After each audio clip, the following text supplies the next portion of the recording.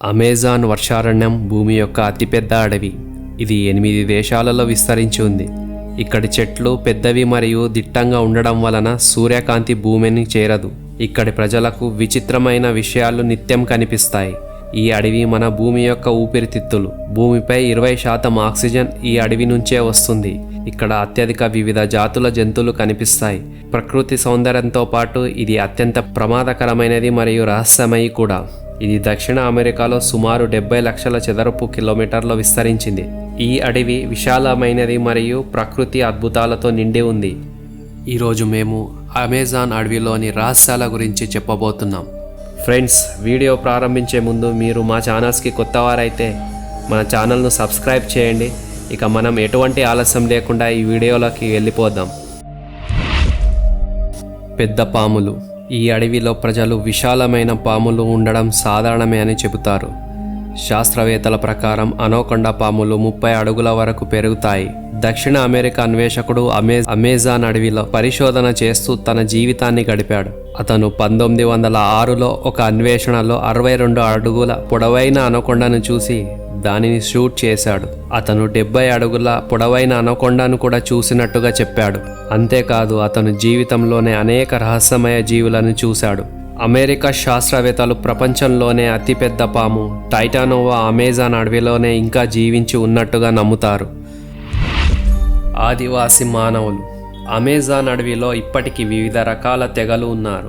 అడవి అంచుల్లో నివసించే గిరిజనులు ప్రపంచంతో సంప్రదించుకుంటారు. కానీ లోతైన అడవిలో నివసించే గిరిజనులను ఇంతవరకు ఎవరూ చూడలేదు. ఈ గిరిజనులు తమ ప్రాంతాల్లో ఇతరుల రాకను ఇష్టపడరు. వారు మీపై దాడి కూడా చేయవచ్చు. ఇక్కడ ఒక గిరిజన మంద ఉంది. వాళ్ళు చూడడానికి భయంకరంగా మరియు వాళ్ళ కళ్ళు నీలి రంగులో ఉంటాయి. మనుషులను తినే మొక్కలు. అమెజాన్ అడవిలలో వేలాది రకాల మొక్కలున్నాయి. వాటిలో చాలా రకాల మొక్కల గురించి మనం ఇంకా తెలుసుకోలేదు. ప్రతి సంవత్సరం ఈ అడవిలో వేలాది మంది కనుమరుగైపోతారు. అందులో కొంతమందిని బయటికి తీసినప్పుడు వారు విచిత్రమైన కథలను చెబుతారు. వాళ్ళు ఈ అడవిలో మనుషులను తినే చెట్లు ఉన్నాయని చెబుతారు. కొంతమంది అయితే ఆదివాసులు మానవులను తమ ఇష్టదేవుడికి బలి ఇవ్వడానికి పట్టుకుంటారని చెబుతారు. కొంతమంది పెద్ద స్పైడర్స్ మనుషులను వేటాడినట్టుగా చూశారని చెప్పారు. రహస్యమైన బంతులు.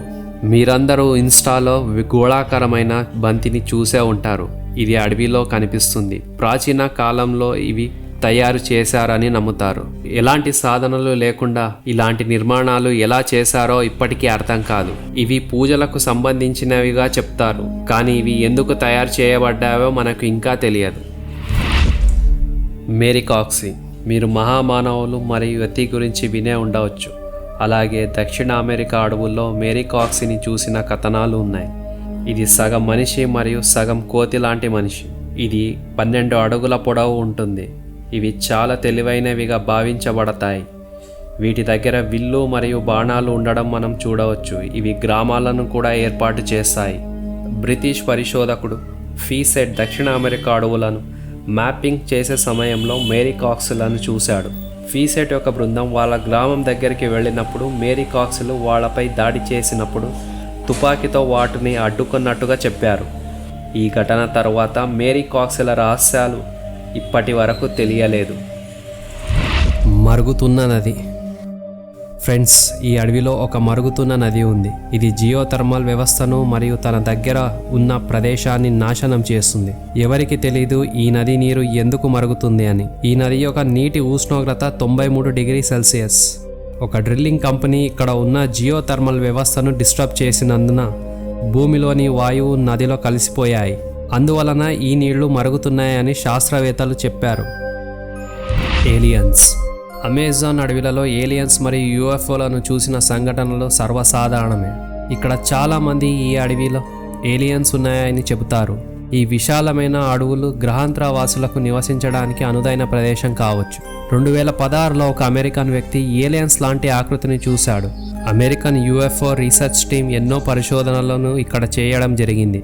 2011లో 2 బ్రిటిష్ పర్యాటకులు బ్రెజిల్ని వీక్షించడానికి వచ్చినప్పుడు వాళ్ళు ఎలాంటి ఫొటోస్ క్యాప్చర్ చేశారంటే ఆ దృశ్యాలని మీరు నమ్మలేరు. ఈ ఫొటోస్లో ఏలియన్ లాంటి ఆకృతి స్పష్టంగా కనిపిస్తుంది. మరియు దాని వెనకాల ఒక కాంతివంతమైన గోళం కూడా ఉంది. జియోగ్లిఫ్స్. అమెరికన్ అడవిలో చట్టబద్ధంగా మరియు చట్టవిరుద్ధంగా చెట్లు నరకబడతాయి. దీని వలన అడవి ప్రాంతం తగ్గుతుంది. అమెరికన్ శాస్త్రవేత్తలు డ్రోన్ సహాయంతో ఈ ప్రాంతాన్ని పరిశీలించినప్పుడు ఆశ్చర్యకరమైన ఆకృతులు కనిపించాయి. ఇలాంటి ఆకృతులు ఏలియన్తో సంబంధం ఉన్నవిగా భావిస్తారు. ఈ ఆకృతులు 2000 సంవత్సరాల పురాతనమైనవి. ఇంతకుముందు ఇక్కడ మానవులు నివసించేవారని నిరూపిస్తాయి. వీటిని జియోగ్లిఫ్స్ అని పిలుస్తారు. నిజానికి ఇవి ఏ పనికి ఉపయోగించారో ఇప్పటికీ తెలియలేదు. Silk hence. అమెరికా అడవిలో ఒక వింతైన వస్తువు కనిపిస్తుంది. దీనిని సిల్క్ హెన్స్ అంటారు. దీని గోళాకార ఆకృతి మధ్యలో పట్టు టవర్ ఉంటుంది. దీనిలో స్పైడర్ పెరుగుతూ ఉంటుంది. కానీ ఈ ఆకృతి ఎందుకు తయారించబడ్డదో ఎవరికీ తెలియదు. ఇంతవరకు ఈ ఆకృతి దగ్గర స్పైడర్ని ఎవరూ చూడలేదు. కాబట్టి దీన్ని ఏ జీవి చేసిందో తెలియదు. ఇది ఒక స్టోనేజ్ లాగా కనిపిస్తుంది. కాబట్టి దీనిని సిల్క్ హెన్స్ అని అంటారు. Last city of G. 70 అడుగుల పొడవైన అనకొండను చూసిన వ్యక్తి చెప్పేదేంటంటే అమెజాన్ అడవిలో ఒక ప్రాచీన నగరం ఉంది. దాని ఇళ్ళు వెండి మరియు బంగారంతో చేయబడ్డాయి. ఈ నగరాన్ని ఆవిష్కరించడానికి చాలా సంవత్సరాలు ప్రయత్నించినట్టుగా చెప్పాడు. ఈ నగరాన్ని తెలుసుకోవడానికి అతను గిరిజనులను కూడా కలిశాడు. చాలా ఏళ్ల అన్వేషణ తర్వాత అతను ఈ నగరాన్ని కనుక్కున్నాడు. దీనిని సిటీ ఆఫ్ జీ అని అంటారు. అతను రియాసిటీ లైబ్రరీలో ఒక పురాతనమైన గ్రంథాలను కనుగొన్నాడు. ఈ గ్రంథాల్లో అడవి మధ్యలో వెండి గోడలు మరియు బంగారు పైకప్పు ఉన్న నగరాన్ని విశ్లేషించాడు. ఫీసెట్ దీన్ని చదివిన తర్వాత తన కుమారుడిని మరియు అతని స్నేహితుడిని మరియు 2 బ్రెజిల్ కార్మికులతో తుపాకులు మరియు భద్రతలతో ఆ నగరాన్ని కనుక్కోవడానికి బయలుదేరాడు. అతను 5 నెలల తర్వాత తన భార్యకి ఒక లేఖను రాశాడు. ఆ లేఖలో అతను ఈ నగరానికి చాలా దగ్గరగా ఉన్నట్టుగా మరియు త్వరలో చేరుకుంటానని రాశాడు. కానీ అతను వెళ్ళిన తర్వాత మళ్ళీ తిరిగి రాలేడు. ఫీసెట్ ఏమైపోయాడో ఇప్పటి వరకు అది రహస్యంగానే ఉంది. వారు ఆ నగరాన్ని కనుక్కొని అక్కడ నివసించారా లేదా భయానక జీవి వాళ్ళని తినేసిందా అనేది ఇంకా తెలియదు. ఆశిస్తున్నా ఫ్రెండ్స్ మీకు ఈ ఎపిసోడ్ ఇష్టమైందని. ఇందులో మీకు నచ్చిన రహస్యమైన ప్రదేశం గురించి కామెంట్ చేసి చెప్పండి. ఇంకో ఇంట్రెస్టింగ్ వీడియోతో మళ్ళీ కలుద్దాం. వీడియో చివరి వరకు చూసినందుకు ధన్యవాదాలు.